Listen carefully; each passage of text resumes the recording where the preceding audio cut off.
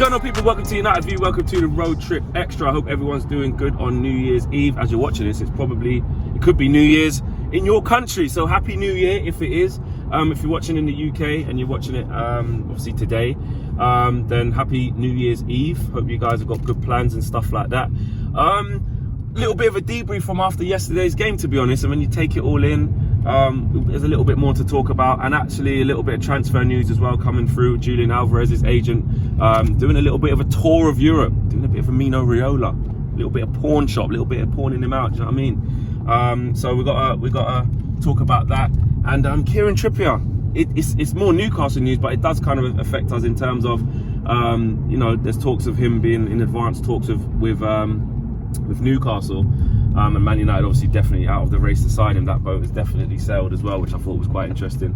On the back end of yesterday's game, taking it in, it was interesting to see, you know, we go through the comments, we want to get a view of what everyone's saying. Some people were saying to me, Flex, you've been a little bit too harsh. You know, we're a work in progress. It was a controlled performance yesterday with no real danger. I take that point on board. I take that point on board in terms of it being a fairly routine win, because you know, it was a weird one because Burnley played okay, but I think De Gea didn't have a save to make. As I not calmed down, because I wasn't angry after yesterday's performance, but as I calmed down and take it all into context, and you know, you kind of watch things back, and you know, for large parts, especially the first half, I think we were decent in the first half. You know, we did have an element of control. It wasn't, in terms of going forward and creating chance after chance and really doing that. Yeah, on a different day, Ronaldo would have scored, and he would have scored 2 in that first half as well. We could have been, you know, 4 up in that first half, maybe 5, if everyone takes their chances. And you know, look, David De Gea didn't have anything to do for the whole match, really. I don't remember him making a save or us conceding a big chance, apart from the goal that they did score. That Chris Wood header that was in the first 5 minutes, I don't think that's a sitter by any means. Even he's a good header of the ball. But I suppose it was something to build on. And hearing Rangnick's comments after the game, he was really impressed with Scott McTominay. When you hear the backstory of him, you know, only getting selected at like 2 p.m. And playing through the pain barrier, yes, you can say, oh, they've got big money there, so you should do it. But it just proves, you know, you could be a little bit injured and you can still put in a performance like that. So that gives you a little bit of an indication as what it's like with a lot of the players who are carrying knocks and stuff like that. When they can play. But he spoke about, big up to Marcel, because Marcel spoke about it in his fan view, about how well Matic did do, and it was almost like he went under the radar. People say he's slow and he couldn't get about the pitch, but Rangnick spoke about it. He was playing in that quarterback role alongside McTominay, and just, you know, he said he can calm the game down. He has a calming influence on the team and on the performance. And you have to say it worked yesterday. It was nothing to write home about, but it was a comfortable victory yesterday. It's just something to build on. And you look at Victor Lindelof, who's got to come back into this fray. Hopefully he can test negative, bring back a negative PCR test, Rangnick was saying, and he'll be available for the Wolves game, which is coming up. And again, the deliberate kind of management of Raphael Varane. Played the 90 minutes against Newcastle. This game was only what was it, 3 days later or something like that.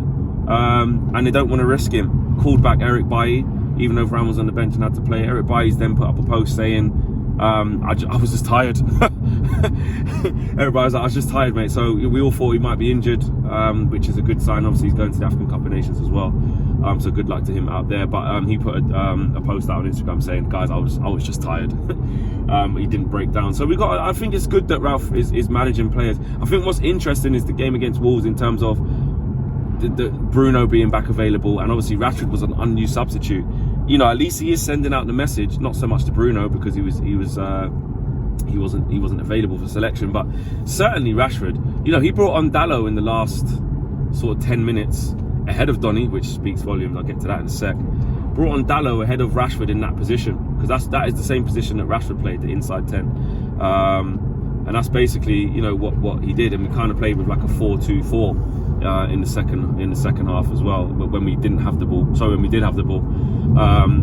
And you know, Dalot gets in ahead of Rashford there. That's a sign. That's the sign to say, listen, Marcus, like, your performances haven't been good enough. You're barely warming up on the sideline. You're not involved today. And that is the sort of messages we need across the squad. A lot of people getting onto Maguire yesterday, which I spoke a little bit about, and he's just kind of lost his way a little bit, and is just underperforming. Even Wan-Bissaka as well. Wan-Bissaka was good in the first half. He was good. He was at it.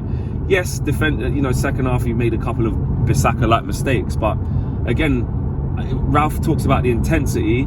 You are going to get more intensity out of Wan-Bissaka than you are, and physicality than you are Diogo Dalot. It's just obviously the quality on the ball. So maybe we're looking at Rangnick starting to just put genuine competition with the fullbacks. Certain games he might go with Luke Shaw and Wan-Bissaka, other games he might go with Telles and Dalot, and vice versa, or mix and match. Like, maybe it isn't going to be as plain sailing as Wan-Bissaka and Luke Shaw are the definite starters, or even Telles and Dalot are the definite starters. The first couple of games, yes, we got 2 clean sheets against Norwich and Crystal Palace, but ideally, if you think about it, really, it wasn't really they weren't convincing performances. Do you know what I mean? They were just clean sheets, so we couldn't change it. After Newcastle, they get the start, and we were horrendous in that game. So he brings back in Shaw and Wan-Bissaka. And Shaw, like I said, I think he done enough to keep his spot. I think he is better than Telles overall. Telles has certain attributes of his game that we want to see, and they're refreshing. But essentially, I think he's probably a more rounded player, Luke Shaw, and he did well. Wan-Bissaka's probably got a little bit more to do, but I think certain games Wan-Bissaka will be fine. Absolutely will be fine. But I just think we need more quality in that area, just in general. Even if you're looking at Dalot, I'm not even saying Dalot's it. I think we need levels up over both of them in that position. But it's going to be interesting to see if Fred gets back in against Wolves as well. I think he probably will. I don't think Matic is going to play a consecutive game. If he does, that'll be interesting. Because if Rangnick made someone like Matic a mainstay, that'll be proper interesting. Because really, if you think about it, for a long time, Matic has just kind of filled in games here and there with the experience and kind of just getting used to it and calming things down and just being just a calming influence. That's Matic's job. He keeps it simple. Keep it simple, Flack. 100%, in the words of Ricky. And he understands the game. He reads the game. He firefights. He does a lot of firefighting of things before they become problems, before they become issues. So for me, I like that. About him, to be honest. That's what he's good at. I don't think he'll play against Wolves, though, having said that. I don't think Ronaldo had a great game yesterday, to switch it up. I don't. The link-up play wasn't great with what he was doing. And I think I want to see him a little bit more involved. Having said that, obviously he gets his goal, always right place, right time, and should have had 2, maybe a hat-trick. So as long as he's scoring goals, I don't mind. But I just something I picked up on. And Mason, I thought was probably a standout as well. I thought he was quite good as well. So look, there's stuff to build on. There's a lot of stuff to build on, but what we can't do is rest on our laurels. I just want to keep seeing that intensity. I want to keep seeing us building. The transfer window opens tomorrow, so we will find out what's going to go on this month. Like I said, with Alverez, his agent is now in Europe talking. Man United have a meeting scheduled for Mondays. It's something I read. We're going to have to keep an eye on that and see. Like I said, I don't know a hell of a lot about the player, but it does look like someone who's being hotly tipped around Europe, and a lot of people do want him. Will we get that all-important midfielder?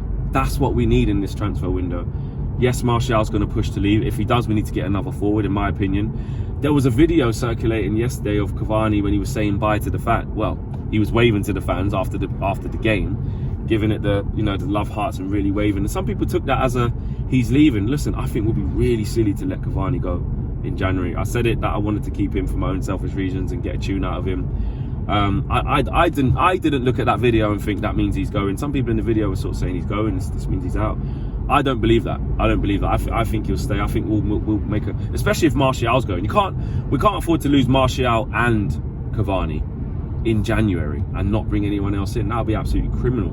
Even losing Martial and not replacing him, we can get away with, but I prefer for us to go and get this Alverez kid or someone to replace him if the right player's there. But I don't see it. So yeah, the transfer window's open. We'll be giving you guys consistent updates on the latest rumours, the latest talkings, latest transfer gossip and stuff like that. So stay tuned for that. So smash the like on the video, subscribe if you guys are new as well, and I'll speak to you guys in the new year, where we announce as well, tomorrow we'll announce the winner of the competitions as well, because we've got the winners. So yeah, stand by for that as well. Have a great new year, guys. Enjoy with the family and friends, keep safe, and have a good one. Peace.